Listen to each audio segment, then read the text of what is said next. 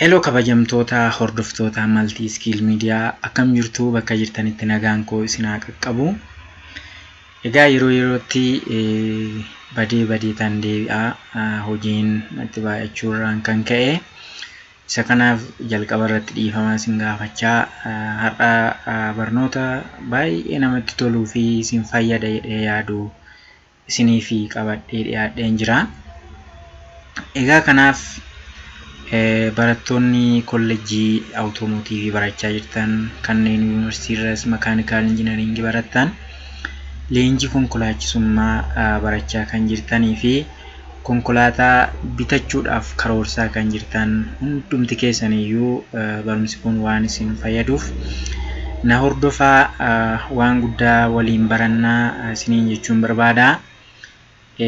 Akkasuma egaa biyyoota fagoo warri jirtan yoos warri jirtan yaada keessaniin na jajjabeessaa warri jirtan guddaan isin galateeffadha.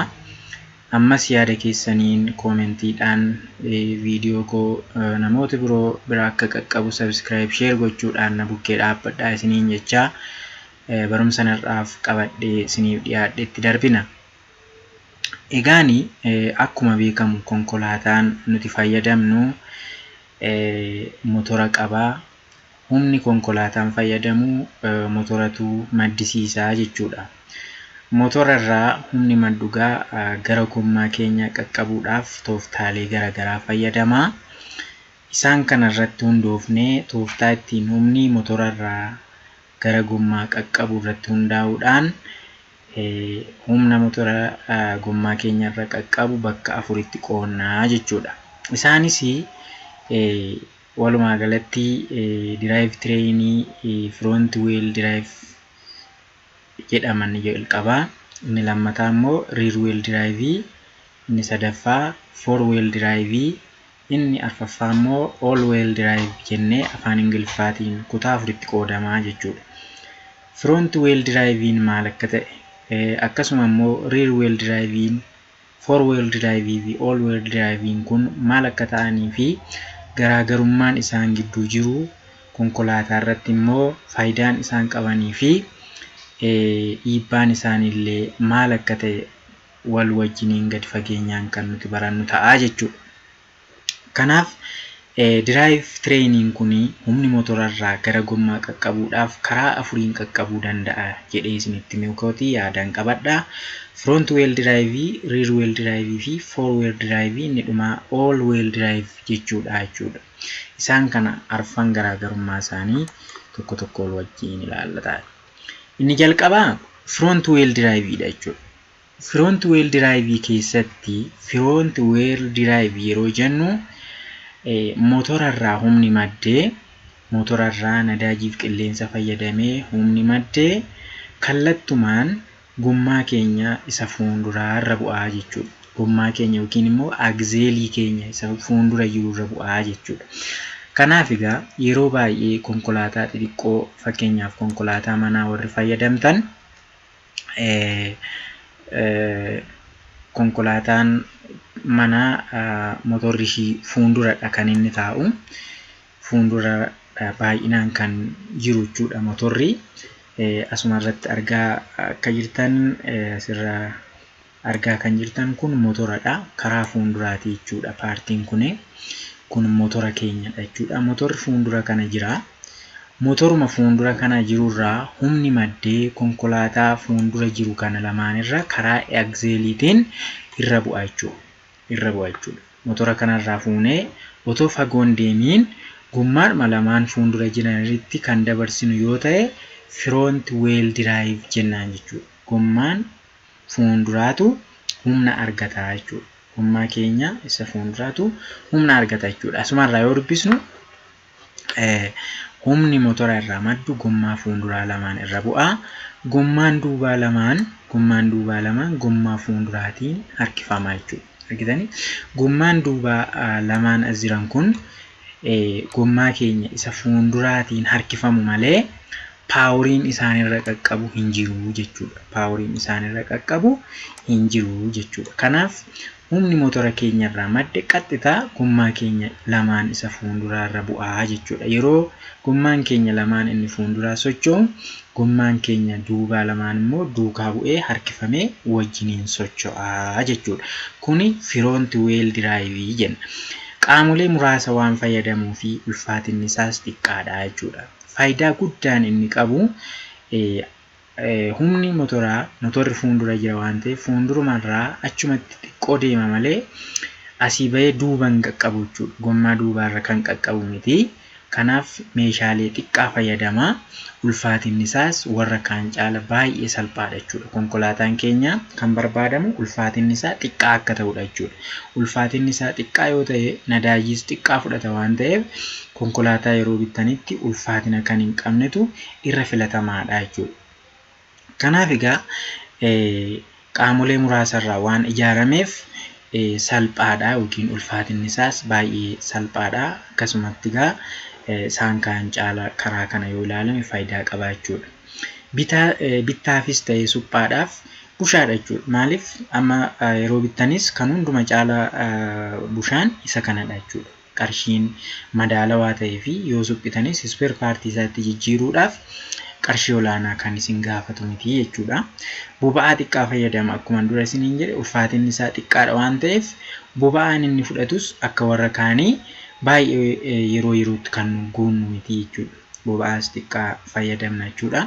Kaarboon daayooksaayidii xiqqaa gara alaatti baasa. Kana jechuun immoo qilleensi gubatee gara alaatti gadhiifamullee qilleensa alarra jiru hin faalu baay'inaan kan faalu miti xiqqaadha jechuudha. Kana yeroo ilaallu egaa front wheel driving keenya baay'ee faayidaa guddaa qaba jenneetu jechuudha. Haalli taa'umsa motoraa mijataadha. Fuuldura waan jiruuf mijataadha. Hanqinni isaa maalidha isinitti fakkaata? Saffisa olaanaan yeroo oofnutti to'achuuf ni rakkisa jechuudha. Fakkeenyaaf korboorra yeroo naannoofnutti yookiin immoo addabaabayii fa'aa lafa marfataa ta'e yeroo naannoofnutti motorri keenya fuuldura jira waan ta'eef gommaan duubaa immoo hin harkifama waan ta'eef gommaan duubaa keenya akka ta'utti nu to'atamuu dhiisuu danda'a jechuudha. Kanaaf otoo hin beekamiin iddoo nuti yaadne sana irra darbuu waan danda'uuf yeroo karviirra naannoofnu yeroo lafa marfataarra naannoofnutti front wheel drive fayyadamna yoo ta'e suuta jechuu qabna jechuudha. Kanaaf kana fakkaata jechuudha egaa front wheel driving keenya faayidaan isaas miidhaan isaas hiikni isaas kana fakkaata jechuudha. Bakka isin hin galletti yoo jiraate gaaffii na gaafattu koomentiidhaanis. Inni lammaffaan rear wheel driving dha. Rear wheel drive dha. Rear jechuun duuba jechuudha. Rear jechuun duuba jechuudha. Kana jechuun maal isinitti fakkaata? Haalli taa'umsa motoraa faallaa front wheel driving jechuudha. Kana jechuun motorri duuba jira jechuu osoo hin taane motorri fuulduruma jira. Motorri fuulduruma gabbiinaa keenya jala jira jechuudha. Motora kanarraa humni fuudhamee eessa dhaqa isinitti fakkaata? Gommaa duubaarra geeffama jechuudha. Gommaa duubaarra geeffama. Amma motorri keenya bakka kana jira. Motora kanarraa fuunee propeller shaftii kana fayyadamnee asirratti duuba dhufa jechuudha. Differentialiin keenya duuba jira waan ta'eef humni duuba dhufee duubarra bu'a jechuudha. Gommaa duubaatu humna argata malee gommaa fuulduraa baachuurraan kan hafe humni irra bu'u hin jiru jechuudha. Humni motorri maddisiisu guutummaan guutuutti gommaa duubaa lamaan irra bu'a jechuudha. Gommaa keenya warra duubaa lamaan irra bu'a jechuudha. Egaani gommaan fuulduraa lamaan gommaa duubaatiin dhiibama jechuudha. Dhiibama yeroo motora keessan kaaftanii deemtanitti humni motoraa qaxxitaa dhaqee gommaa warra duubaa lamaan irra waan bu'uuf yeroo motorri jalqabutti yeroo deemuu jalqabdanitti gommaan keessan inni fuulduraa gommaa warra duubaa lamaaniin dhiibamee oofama jechuudha.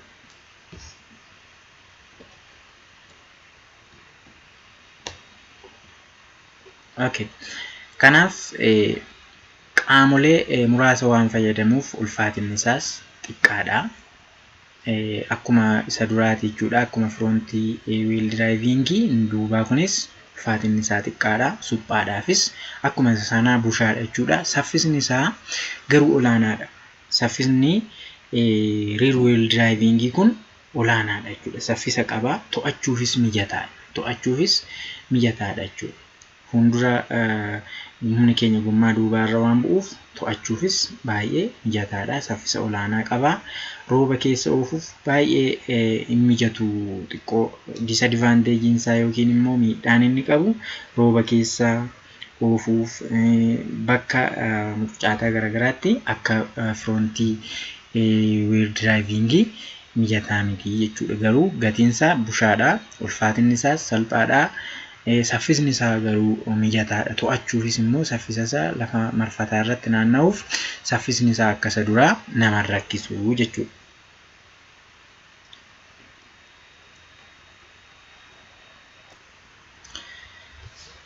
Okay, inni sadaffaan four wheel driving dha. Four wheel drive jennaani. Four wheel drive kana keessatti humni motora irraa maddu gommaa arfanuu qaqqaba jechuudha. Asirratti wanti nuti beekuu qabnu motorri keenya humna maddisiisee gommaa arfanuuf walqixa hira jechuudha. Gommaa kanaafis arfanuu isaatiif walqixa hiraa jechuudha. Kana jechuun maal fayyadama? Reedootaa qaama jedhamu fayyadama jechuudha. Reedootaa qaama jedhamu kana fayyadameetu maal godha? Walqixa humna motorarraa maddu kana gommaa arfanuudhaaf qaqqabsiisa jechuudha. Argitanii gommaan fuulduraas gommaan duubaas arfanuunsaa humna argatu jechuudha. Haala qilleensaa kam keessatti iyyuu mijataadha jechuudha. Kana jechuun egaa lafa dhoqqees haa ta'uu, lafa tabbaas, raangadees haa ta'uu, gufuu kamiyyee korochaa kamirra yoo deeme iyyuu konkolaataan keenya tarkaanfachuu yookiin irra darbuu danda'a jechuudha. Haala lafaas haa ta'u, haala qilleensaa kamirratti iyyuu mijataadha, humna qaba jechuudha konkolaataan keenya. Argitanii? Kanaaf reedootaa fayyadama waan ta'eef reedootaa keenya banannee maarshii reedootaa keenyaa fayyadamnee gommaa arfanuu keenyarra akka humni qaqqabu gochuu ni dandeenya jechuudha. Kanaaf haala qilleensaa kam keessatti iyyuu mijataadha jechuudha. Kanaaf egaa fakkeenyaaf 4x4 jedhamee boodii konkolaataa keessanii irratti guddate kan barreeffamu argitaniitu yoo ta'e 4x4 jedhee haala kanaan kan jiru maanne gommaa arfanuurra humni hin qaqqaba. Konkolaatichi humna ni argata jechuudha. Konkolaatichi humna qaba. 4x4 dha jechuudha. Abbaa afuriiti. Konkolaataan keenya humna guddaa akka inni qabu argisiisa jechuudha. Sababa rigataa fi ulfaatinaatiif efficiencyinsaa ni hir'ataadha. Kana jechuun maanni rigatinni ni jira gaa maaliif kuni fakkeenyaaf konkolaataa yeroo ooftanitti lafa dhoqqee tokko gaafa tarkaanfachuu dhaqxanitti gommaan fuulduraa utuma deemu gommaan duubaa lamaan immoo deebi'ee ofumarraa achumatti kan naanna'u yoo ta'e gommaan sun maanni inni duubaa sun harkifamaadha malee humni irra hin qaqqabu jechuudha. Inni kun front wheel isa dura laalle sanadha jechuudha. Garuu as keessatti gommaan arfanuu dhoqqee irras deemii kamirra yoo deemte hinumarra darbaa jechuudha. Humni isaas saffisni isaas maalidha? Baay'ee guddaadha jechuudha. Garuu maalidha? Gatiinsaa olaanaadha. Warra kaan faana yeroo madaalamutti gatiinsaa costability jechuudha. Gatiinsaa ol ka'aadha. Akkasuma immoo spare partii yookiin immoo suphaadhaafis ta'ee bituuf gatiinsaa ol aanaadha jechuudha. Kanaaf konkolaatonni kanneen makkalaakaa akkasuma immoo konkolaataan kan akka ambulaansii warri kuni warra akkasiiti jechuudha. Humna qabu lafa kamirrayyuu tarkaanfachuu danda'u jechuudha. Kanaaf four wheel driving dha. An akka kootti recommend kanan isin godhu yookiin immoo kanan isin gorsu four wheel driving baay'ee baay'eessadha, mijataadha. Qarshiin isaa immoo hin dandeessu taanaan baay'ee recommend kan godhamudha jechuudha. Haa ta'u malee boba'aas ni fixa. Maaliif gommaa arfanuurra waan qaqqabuuf nadaajii baay'ee fixa. As keessatti gaa wanti nani toon dubbatiin irra hin darbine maanni four wheel drive kana reedootaa fayyadamnee yeroo lafa sirrii argannutti yeroo haalli qilleensaa sirrii ta'etti gommaa lamaan qofarra humni akka qaqqabu gochuu ni dandeenya jechuudha. Okay? Kana jechuudha wanti namatti tolu. Maaliif akka nadaajii jalaa hin finnetti gommaa keenya fuulduraarra humni qaqqabee inni duubaa akkasumatti duuba akka harkifamu gochuu ni dandeenya. Yeroo lafa dhoqqee bira geenye immoo humni gommaa arfanuurra akka qaqqabu goonee reedootaa keenya banuudhaan akkan keessa darbinu gochuu ni dandeenya jechuudha. Kana fakkaata. Kan biraan inni dhumaa all wheel drive'dha. All wheel drive'dha. All wheel drive fi four wheel drive'n garaagarummaan isaanii xiqqaadha. Garaagarummaan isaanii xiqqaadha. Humni motora irraa maddu gommaa hundarra ni bu'a as keessatti. Gommaan 6 haa ta'u 4 haa ta'u hundumarra bu'a jechuudha. Gidduutti differentiaalii fayyadama jechuudha. As keessatti reedottaa qofa osoo hin taane maal fayyadama? Differentiaaliis hin fayyadama jechuudha. Inni kun kan adda isa godhu bakka kanatti differentiaaliis hin fayyadama, reedottaas hin fayyadama jechuudha. Okay, reedottaas differentiaaliis hin fayyadama. Gommaa keenya hunduma isaarrayyuu humni ni qaqqaba jechuudha. Humni ni qaqqaba jechuudha. Humni ni qaqqaba jechuudha. Kanaaf four wheel drive faana wal fakkaatoodha. Haala qilleensaa kam keessatti mijataadha. Boba'aa baay'ee fayyadama jechuudha. Akkuma sanaa saffisni isaas ta'e humni isaa cimaadha. Gatiin isaas ol ka'aadha jechuudha. Widdiidha. Gatiin isaas ol ka'aadha. Ulfaatina guddaa qaba jechuudha. Kan adda isa godhu kun immoo maali? Ulfaatina guddaa qaba. Ulfaatina waan qabuuf ulfaatina guddaa qaba. Boba'aa guddaa fixa jechuudha. Boba'aa baay'inaan barbaada jechuudha. Suphaadhaafis qarshii olaanaa nu gaafata. Guula bareedaa qaba. Kanneen kana fakkaatan yoo ilaalle baay'ee bu'a qabeessadha jechuudha. Kun egaa maalidha? Garaagarummaa humni motora irraa bahee gommaa arfanirra qaqqabamoo warra fuulduraa qofamoo warra duubaati moo hundumarra qaqqaba kan jedhu gaa diteeyilii ilaallee jirra. Kanaaf ani har'a barnoota kana fakkaatu qabadhee isiniin dhiyaadheen jira.